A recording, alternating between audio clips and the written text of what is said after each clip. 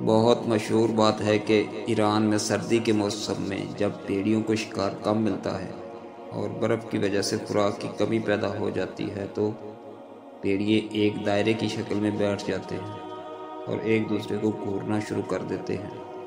جیسے ہی کوئی بھیڑیا بھوک سے بے حال ہو کر گر جاتا ہے تو باقی سب مل کر اس پر ٹوٹ جاتے ہیں اور اس کو کھا لیتے ہیں۔ اس عمل کو فارسی میں گرگ آشتی کہتے ہیں۔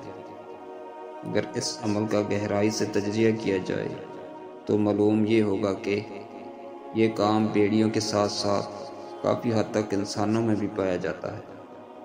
ہم انسان بھی ان بھیڑیوں کی طرح ہیں جو کمزور نظر آئے اسی پر اپنا نشانہ بنا لیتے ہیں، جو جتنا حالات کا ستایا ہوتا ہے اتنا ہی مزید اس کے ساتھ شدت پسندانہ رویہ اپناتے ہیں۔ جو مالی طور پر کمزور ہوتا ہے اسی کے ساتھ فراڈ اور دھوکہ دہی کر کے یا کوئی اور کھیل کھیل کر اس کی رہی صحیح زندگی کو بھی جہنم بنا دیتے ہیں۔ ہم کمزور کا سہارا بننے کی بجائے الٹا مزید اس پر ٹوٹ پڑتے ہیں۔ جو جتنا کمزور ہوتا ہے اتنا ہی اس کے لیے زندگی دشوار بنا دیتے ہیں۔